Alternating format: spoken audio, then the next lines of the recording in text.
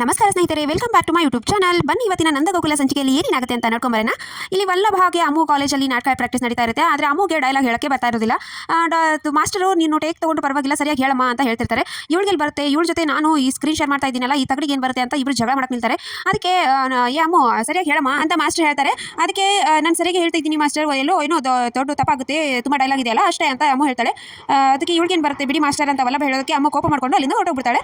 ನಂದನ್ ಕುಮಾರ್ ಮನೆಗೆ ಒಬ್ಬ ಸ್ನೇಹಿತ ಬರ್ತಾನೆ. ಸ್ನೇಹಿತ ಬಂದು ಹೇಳ್ತಾನೆ, ಯಾಕಪ್ಪ ಬೇಜಾರಲ್ಲಿದೆಯಾ, ಏನು ಮಾಧವನ್ಗೆ ಮದುವೆ ಮಾಡಬೇಕು ಅನ್ನೋದೊಂದು ಯೋಚನೆ ಅಂತ ನಂದನ್ ಕುಮಾರ್ ಹೇಳ್ತಾನೆ. ಹೌದು, ನಾನು ಅದಕ್ಕೆ ಬಂದಿದ್ದೀನಿ ನೋಡು, ಒಂದು ಒಳ್ಳೆ ಸಂಬಂಧ ಇದೆ ಅಂತ ಹೇಳ್ತಾನೆ. ಅದಕ್ಕೆ ಹೌದಾ ಹೇಗೆ ಅಂತ ಎಲ್ಲ ಕೇಳಿದ ತಕ್ಷಣ ನಮ್ಮ ಸಂಬಂಧಿಕರಲ್ಲೇ ಈಗ ಆಲ್ರೆಡಿ ಒಂದು ಮದುವೆ ಆಗಿದೆ, ಗಂಡ ಕುಡಿತಾನೆ ಅನ್ನೋ ಕಾರಣಕ್ಕೆ ಡಿವೋರ್ಸ್ ಆಗಿದೆ ಅಷ್ಟೇ, ಮದುವೆ ಆಗಿ ಇನ್ನೂ 6 ತಿಂಗಳು ಅಷ್ಟೇ ಆಗಿರೋದು ಅಂತ ಅವ್ನು ಹೇಳ್ತಾನೆ. ಅದಕ್ಕೆ ಏನು ಡಿವೋರ್ಸ್ ಆಗಿರೋದಾ, ಎಷ್ಟೇ ಕಷ್ಟ ಏನೇ ಆದರೂ ಮಾಧವನ್ ಮದುವೆ ಆಗಬೇಕು ಅನ್ನೋ ಪರಿಸ್ಥಿತಿಲಿ ಅಂತೂ ನಾನು ಇಲ್ಲ ಅಂತ ನಂದನ್ ಹೇಳ್ತಾನೆ. ಅದಕ್ಕೆ ನಿನಗೆ ನಿಮ್ಮ ಮನೆ ಪರಿಸ್ಥಿತಿಗೆ ಇಂಥ ಹುಡುಗಿನೇ ಸಿಗೋದು, ಇಬ್ಬರು ಮಕ್ಕಳು ಆಲ್ರೆಡಿ ಮದುವೆ ಆಗಿ ಬಂದಿದ್ದಾರೆ, ಇನ್ನು ಮಾಧವನ್ಗೆ ನೀನು ಈ ಥರ ಹುಡುಕ್ತಾ ಇದೆಯಾ, ಆ ಥರ ಏನ್ಬೇಕು ಅಂತಂದ್ರೆ ಸಿಗೋದಿಲ್ಲ, ಈ ಥರನೇ ಸಿಗೋದು, ಇಲ್ಲ ಅಂದ್ರೆ ಮಾಧವನ್ಗೆ ಮದುವೆ ಆಗೋದಿಲ್ಲ ಅಂತ ಅವ್ನು ಹೇಳ್ತಾನೆ. ಅದಕ್ಕೆ ನಂದನ್ ಕುಮಾರ್ಗೆ ತುಂಬಾ ಕೋಪ ಬಂದು ಎದ್ದು ನಿಂತಾನೆ. ಏನ್ ಹೇಳ್ತಾ ಇದೆಯಾ ನೀನು, ಈ ಬರೋ ಸಂಕ್ರಾಂತಿ ಒಳಗೆ ಅವ್ನು ಮದುವೆ ಮಾಡಿ ಮುಗಿಸ್ತೀನಿ, ಇದು ನನ್ನ ಶಪಥ ಅಂತ ನಂದನ್ ಕುಮಾರ್ ಹೇಳ್ತಾನೆ. ಅದಕ್ಕೆ ಅವ್ನ ಸ್ನೇಹಿತ ಅವ್ನಿಗೆ ಎದ್ದು ಹೊರಡ್ತಾನೆ.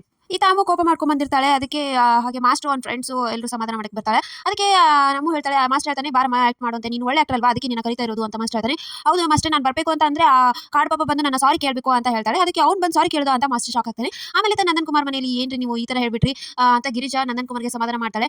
ನೀವು ಈ ತರ ಹೇಳಿದ್ದು ಇದು ಅಲ್ವಾ, ಸಂಕ್ರಾಂತಿ ಒಳಗೆ ನಾವು ಆಗ್ಲಿಲ್ಲ ಅಂತಂದ್ರೆ ಊರವರೆಲ್ಲ ಮಾತಾಡ್ತಾರೆ ಅಲ್ವಾ ಅಂತ ಗಿರಿಜಾ ಹೇಳ್ತಾಳೆ. ಅದಕ್ಕೆ ಮಾಧವ್ ಕೂಡ, ಹೌದಪ್ಪ ನೀನು ಈ ತರ ಎಲ್ಲ ಮಾತಾಡಿದ್ರೆ ನನ್ನ ಮದುವೆನೇ ಬೇಡ ಅಂತ ಅನಿಸ್ಬಿಡುತ್ತೆ, ಯಾಕಂದ್ರೆ ನನ್ನ ಸುದ್ದಿ ಬರುತ್ತೋ ಅಂತ ಮಾಧವನ್ ಅಂತಾನೆ.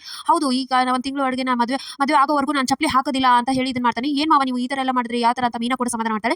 ಅಲ್ಲಿಂದ ಕೋಪ ಮಾಡ್ಕೊಂಡು ನಂದನ್ ಕುಮಾರ್ ಅಂಗಡಿಗೆ ಹೊರಡ್ತಾನೆ. ಇದು ಅಪ್ಪ ನೀವು ಬರಿಗಾಲಲ್ಲಿ ಈ ತರ ಹೋಗೋದು ಇಷ್ಟ ಆಗ್ತಿಲ್ಲಪ್ಪ, ಇದನ್ನ ನಿಮ್ಮ ಮಾತು ವಾಪಸ್ ತಗೊಳ್ಳಿಯಪ್ಪ, ಚಪ್ಪಲಿ ಹಾಕೊಂಡು ಹೋಗಿಪ್ಪ ಅಂತ ಎಲ್ಲರೂ ಬಂದು ಕೇಳ್ತಾರೆ. ಗಿರಿಜಾ ಕೂಡ ಆಗ್ತಿರ್ತಾಳೆ, ಆದ್ರೂ ನನಗೆ ಇದನ್ನ ಹೇಳ್ಬೇಡಿ, ನನ್ನ ಮಾತು ನಾನು ಯಾವತ್ತೂ ಮೀರೋದಿಲ್ಲ ಅಂತ ಹೊರಡ್ತಾನೆ. ಇದನ್ನೆಲ್ಲ ಕಲಾ ನೋಡ್ತಿರ್ತಾಳೆ. ಕಲಾ ನೋಡ್ಬಿಟ್ಟು ಬಂದು ಅವ್ರ ಅತ್ತೆ ಹೇಳ್ತಾಳೆ, ನನಗೆ ಯಾರು ಮಾಧವನ್ಗೆ ಮದುವೆ ಆಗೋದಿಲ್ಲ ಅಂತ ಹೇಳಿದ್ದಾರೆ, ಈ ತರ ಚಪ್ಪಲಿ ಹಾಕೊಂಡು ನಡೀತಾ ಇರೋ ತರ ಹೋಗಿದ್ದಾರೆ ಅವರು ಅಂತ ಹೇಳ್ತಾಳೆ. ಇದಕ್ಕೆ ಮುಂಚೆ ಮಾಧವನ್ಗೆ ಮದುವೆ ಮಾಡ್ಬೇಕಾದ್ರೆ ಕೇಶವ ಮದುವೆ ಆಗಿ ಬಂದು, ಇವಾಗ ಮತ್ತೆ ನೋಡ್ಬೇಕಾದ್ರೆ ಅಮ್ಮು ಮದುವೆ ಆಗಿ ಬಂದು, ಒಂದ್ ರೀತಿ ನಾವು ಕಾರಣ ಅಲ್ವಾ ಮಾಧವನ್ ಮದುವೆ ಆಗ್ಲೇ ಇರೋದಕ್ಕೆ ಅಂತ ಕಲಾ ಹೇಳ್ತಿರ್ತಾಳೆ. ಅಮ್मुಗೆ ಬುದ್ಧಿನೇ ಇಲ್ಲ, ಅವಳು ಈ ತರ ಮಾಡೋದಕ್ಕೆ ಕೆಲಸ ಇದೆ ಇಲ್ಲ ಅಂತ ಅಮ್मुಗೆ ಬೈತಾಳೆ. ಅದಕ್ಕೆ ಅಜ್ಜಿ ಹೇಳ್ತಾಳೆ, ನೋಡಿ ನೀವು ಅಮೆರಿಕನ್ ಹುಡುಗ ಮದುವೆ ಆಗಿದ್ರೆ ಫೋನ್ ಅಲ್ಲಿ ಬರೀ ಚೆನ್ನಾಗಿದ್ದೀನಿ ಅಂತ ಹೇಳೋದಷ್ಟೇ ಗೊತ್ತಾಗ್ತಿತ್ತು, ಇವಾಗ ಕಣ್ಮುಂದೆ ಗಿರಿಜಾ ಯಾವ ತರ ನೋಡ್ಕೋತಾ ಇದ್ದಾಳೆ ಅಂತ ಕಾಣ್ತಿದೆ ಅಲ್ವಾ, ಮುಂದೆ ನೀನೇ ಹೇಳ್ತೀಯಾ ಅಮ್ಮು ವಲ್ಲಭನ್ ಮದುವೆ ಆಗಿದ್ದೆ ಒಳ್ಳೇದಾಯ್ತು ಅಂತ ಅಜ್ಜಿ ಹೇಳ್ತಿರ್ತಾಳೆ.